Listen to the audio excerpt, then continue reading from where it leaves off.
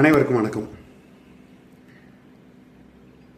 நேற்று திரு செந்தில் பாலாஜி அவர்கள் சிபிஐ விசாரணைக்காக டெல்லி போயிருந்தார்.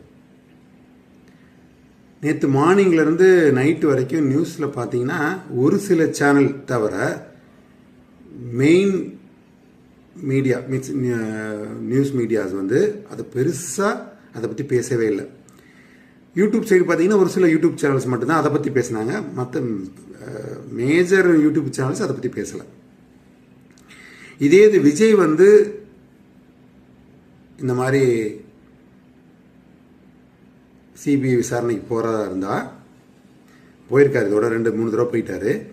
அவர் வீட்டு கேட்டை திறந்துச்சுன்னா போதும், அவர் கார் வெளியே வர்றதுக்காக கேட்டை திறந்தால் போதும், மெயின் மீடியாக்கள் ஃபுல்லாக லைவ் போட ஆரம்பிச்சிடுவாங்க. அவர் வீட்டிலேருந்து அவர் இந்த காரில் கிளம்புறாரு, அவர் இந்த கலர் சட்டை போட்டிருக்காரு, சிபிஐ ஆஃபீஸ்க்குள்ள போகும்போது இந்த கலர் சட்டை போட்டிருந்தாரு, வெளியில் வரும்போது இந்த சட்டை போட்டிருந்தாரு, உள்ளே போகும்போது இருந்த சட்டையை வெளியில் வரும்போது அடி தெரியாமல் இருக்க மாற்றிட்டாரு, அப்போ அவர்கிட்ட இந்த கொஷின் கேட்டாங்க, இந்த மாதிரி கொடுக்கக்கூடியான கொஷின் அவர் வெளியில் வர மாட்டார், அப்படி இப்படின்னு என்னமோ பக்கத்துலேயே ஒரு சேரை போட்டு அவர் முதுகு பின்னாடி இருந்து அவர் என்ன பேசுகிறாங்கன்னு அப்படி அவர் கேட்டுகிட்டே இருந்த மாதிரி வெளியில் நியூஸ் வந்துகிட்டே இருக்கும். ஆனால் நேற்று திரு செந்தில் பாலாஜி அவர்கள் உள்ளே போனதும் பெருசாக தெரியல, வெளியில் வந்ததும் தெரியல. இதை வெளியில் பெருசாக தெரியாத மாதிரி மீடியாக்கள் எப்படி பார்த்துக்கிச்சு அப்படின்னா, திரு ஆதவ் அர்ஜுன் அவர் பேசுனதுக்கு திரு ரஜினிகாந்த் அவர்கள் கடன் தெரிவிச்சிருக்காரு. இதை அந்த பக்கம் திருப்பிட்டாங்க. சிபிஐ விசாரணைன்றதை சொல்லாமலே நேற்று ஃபுல் அண்ட் ஃபுல்லாக இதையே இது பண்ணிட்டு இருந்தாங்க.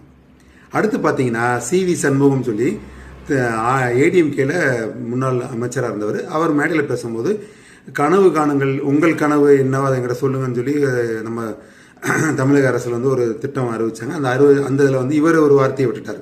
தப்பு தான், அவர் பேசுன தப்பு தான் விட்டுட்டார். அதுக்கு மன்னிப்பும் கேட்டார். அந்த விஷயத்தை கையில் எடுத்துகிட்டு அதை ஃபுல்லாக நேற்று ஃபுல்லாக பேசிகிட்டே இருந்தாங்க. அதுக்கடுத்து பார்த்தீங்கன்னா திண்டுக்கல் சீனிவாசன் அவர்கள், அவரும் ஏடிஎம்கேல, அவர் ஏதோ ஒரு சேரி ஏதோ சம்திங் ஏதோ பேசிட்டார்.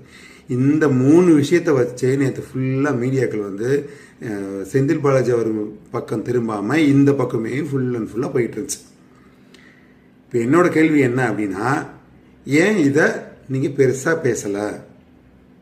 இந்த சிபிஐ விசாரணையை பற்றி இந்த மாதிரி கொஸ்டின் கேட்பாங்க, இந்த மாதிரி கேட்டிருப்பாங்க, இந்த மாதிரி சொல்லியிருப்பாங்க, இந்த மாதிரி அவருக்கு அது பதில் சொல்லியிருப்பார், அவர் வெளியில் வராமல் அப்படிலாம் எதை பற்றியும் பேசாமல் ரொம்ப அமைதி காத்து, ரொம்ப தேர்தல் டைம்னால் ஆட்சியாளர்களுக்கு எதுவும் பிரச்சனை வந்துடக்கூடாதுன்னு இப்படி இருந்துட்டாங்களான்னு தெரியல. இதுக்கு நீங்கள் தான் பதில் சொல்லணும். நன்றி. அனைவருக்கும் வணக்கம்.